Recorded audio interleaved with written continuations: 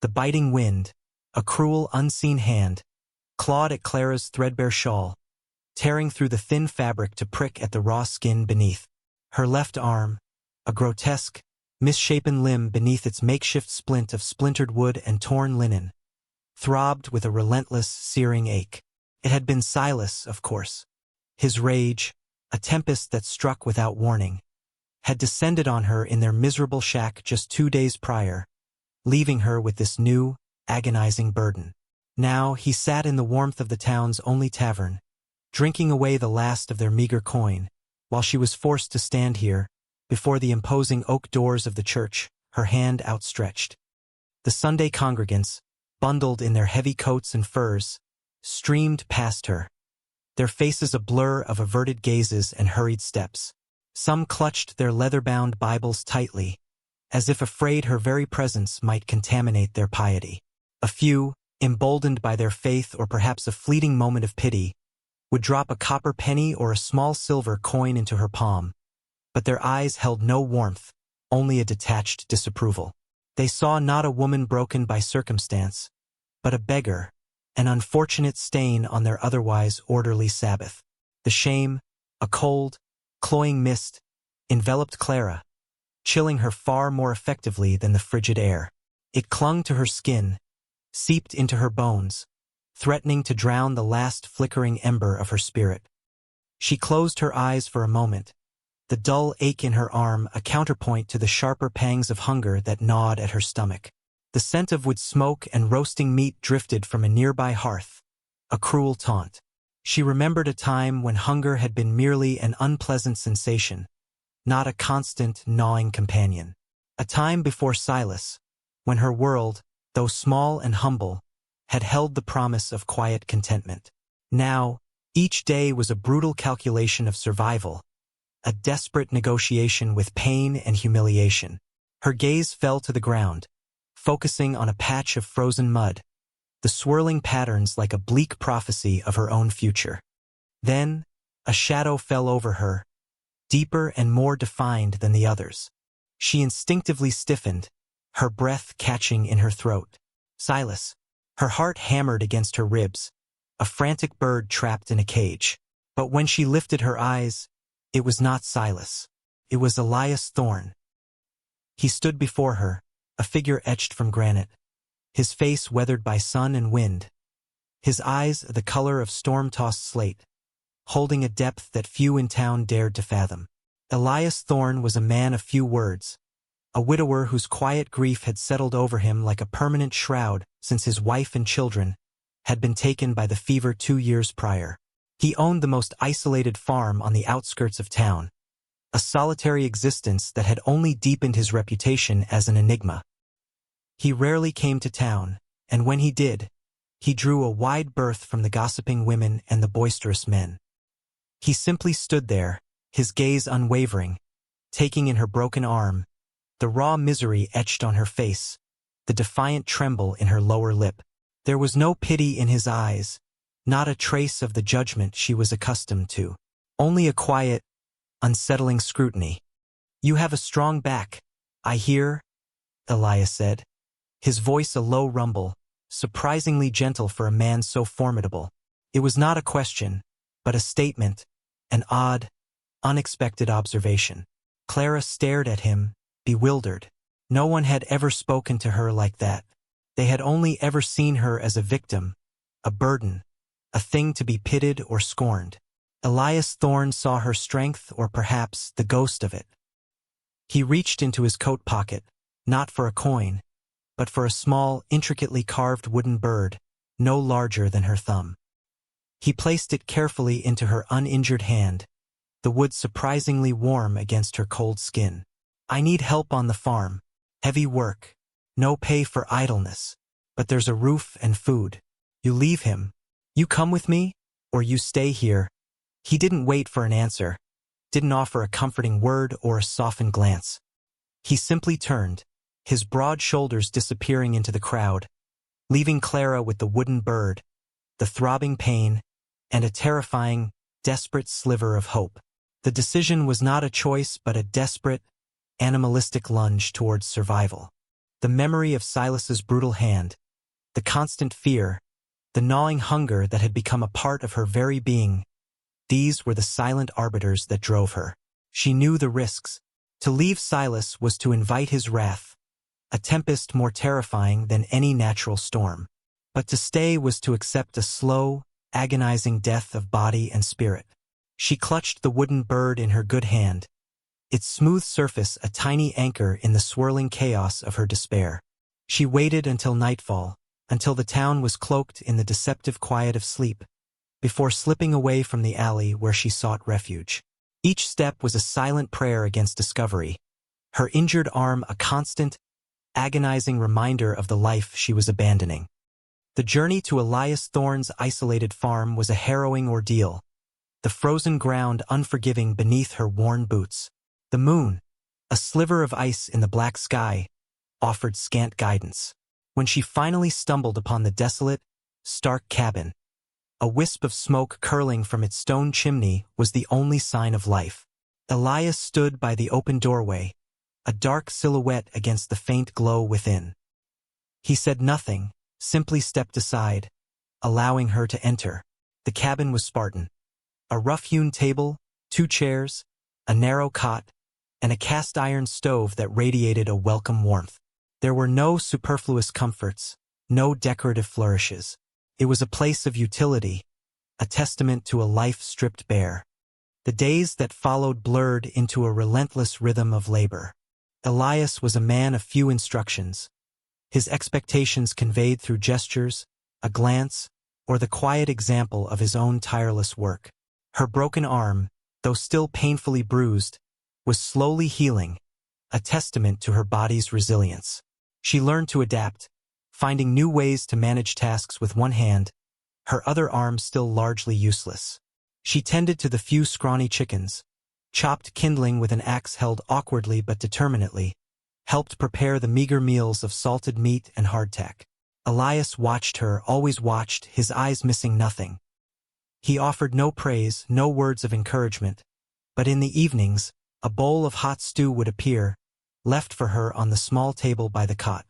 Sometimes he would leave a new, stronger splint by her bedside, or a clean bandage, replacing the grimy rags she had been using.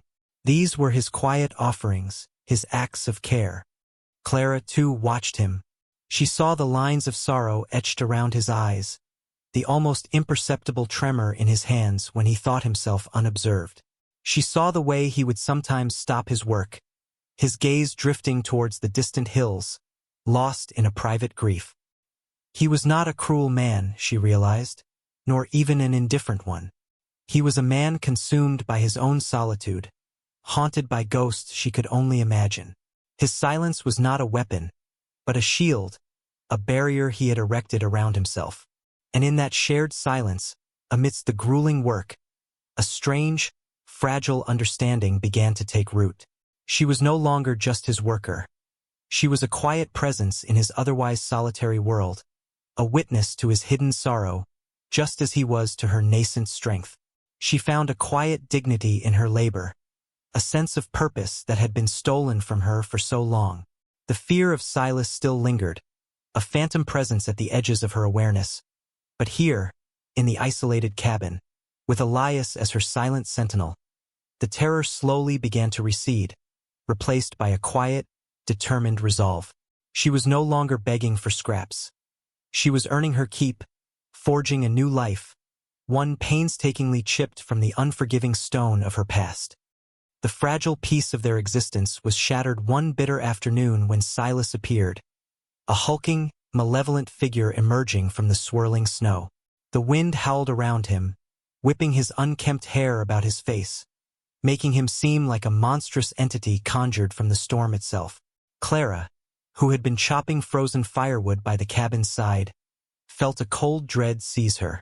Her axe clattered to the ground, the sound swallowed by the wind. Silas's eyes, bloodshot and filled with a wild, vengeful fury, fixed on her. "You think you can just run, woman? Leave what's yours." His voice, raw and slurred, cut through the biting wind, carrying with it the reek of stale liquor and simmering rage. Elias emerged from the cabin, drawn by the commotion. He moved with a quiet, deliberate grace, placing himself between Clara and Silas. His presence, though silent, was formidable, a solid wall against the encroaching threat. Silas, emboldened by drink and a misplaced sense of entitlement, sneered at Elias. "What's this, old man? Got yourself a new whore? She's mine. Property. And I've come to claim what's rightfully mine." Elias did not speak. His slate-gray eyes, however, held a cold, unwavering intensity that few men dared to challenge. He stood his ground, his hands loosely at his sides, but his posture radiated an immovable resolve. The air crackled with unspoken tension, the swirling snow a fitting backdrop for the brewing confrontation. Silas took a step forward, his hand reaching for Clara, but Elias shifted, a subtle, almost imperceptible movement, blocking his path. "She stays," Elias said, his voice low, devoid of emotion, yet carrying the weight of a decree. Silas scoffed, taking another step, closing the distance between them. "You think you can stop me? I'll take her, and then I'll burn this whole place to the ground." His hand twitched, reaching for a knife tucked into his belt. But as he moved, Elias's hand shot out, not in an attack, but in a swift, practiced movement that disarmed Silas before he could even register the motion. The knife clattered to the snow, a dull glint quickly obscured by the falling flakes. Elias then took a single, deliberate step forward, crowding Silas, his silent gaze never leaving the other man's eyes. He didn't raise his voice, didn't make a single threatening gesture beyond the initial disarming. But the sheer force of his quiet determination, the implied threat in his stillness, was more potent than any shouted challenge. Silas, confronted not by bluster but by unyielding resolve, hesitated. The bravado drained from his face, replaced by a flicker of fear. He picked up his knife, but his earlier aggression had vanished, replaced by a sullen, defeated rage. He cast a venomous glare at Clara, a promise of future retribution in his eyes, before turning and trudging back into the blizzard, his figure slowly diminishing into the white expanse. Clara stood trembling, her breath coming in ragged gasps. The fear, though potent, was quickly superseded by a profound sense of awe. Elias had not fought Silas with fists or threats, but with a quiet, unwavering strength that had utterly disarmed her tormentor. He had simply been there, a steadfast bulwark against the storm of her past. He turned to her, his gaze softening almost imperceptibly. He reached out not to touch her, but to retrieve her discarded axe, placing it gently back into her trembling hand. His eyes met hers, and for the first time, she saw not just a quiet sorrow in their depths, but a deep, resonant understanding. There was no need for words. In that silent exchange, the tentative trust between them solidified into an unspoken bond, forged in the crucible of shared danger. She had found not just refuge, but an unexpected protector, a silent partner in the daunting task of reclaiming her life. The storm, having raged with brutal intensity, finally broke, leaving behind a world transformed. The landscape was blanketed in a pristine, unbroken white, reflecting the newfound quiet that settled over the cabin. With Silas gone, a tangible weight lifted from Clara's shoulders. The gnawing fear that had shadowed her every moment began to recede, replaced by a fragile sense of freedom. Her arm, though still bearing the marks of its trauma, was healing, gaining strength with each passing day.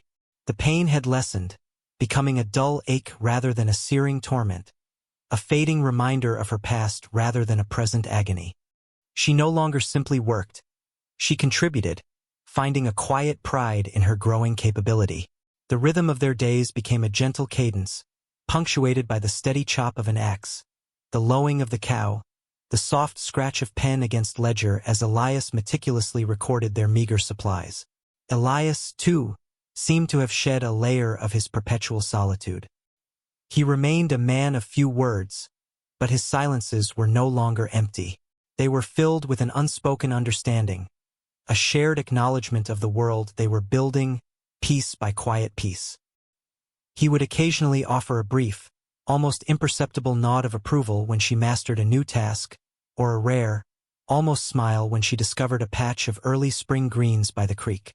Clara learned to read his moods, to anticipate his needs, finding comfort in the predictable rhythm of his presence. She saw the profound grief that still lingered within him, a silent companion to his days, but she also saw a man slowly re-engaging with the world, finding purpose in the simple acts of tending to the land, and perhaps in the quiet company of another soul. It was not a grand romance, nor did it need to be. Their connection was deeper, rooted in shared hardship and a mutual, unspoken respect. They were two solitary figures, each scarred by life, who had found in the other a quiet harbor from the storms they had weathered alone. One crisp morning, as the first rays of the sun painted the snow-covered peaks in hues of gold and rose, Clara stood by the cabin door, breathing in the clean, cold air. Her previously useless arm now moved with a newfound ease, her fingers flexing, no longer stiff and painful. She turned, her gaze falling upon the small, intricately carved wooden bird that still sat on the rough-hewn shelf by her cot. It was not merely a gift. It was a symbol, a tiny, tangible representation of the turning point, the moment a silent stranger had offered her a path out of darkness. Elias emerged from the barn, carrying a bucket of fresh milk. His eyes met hers across the snow-covered yard. There was no need for words, no grand pronouncements. The quiet dignity she had reclaimed shone in her eyes, reflected in his own steady gaze. She was no longer the broken woman begging outside the church. She was Clara, a woman shaped by hardship, yes, but tempered by resilience, strengthened by an unexpected alliance, and reborn in the quiet crucible of her own courage. The future remained uncertain, as all futures are, but for the first time in a long time, the prospect of it did not fill her with dread, but with a quiet, enduring hope. The land stretched out before them, vast and unforgiving, but they faced it together, two souls forged in silence, ready to meet the new season, and whatever it may bring, with quiet resolve and an unbroken spirit.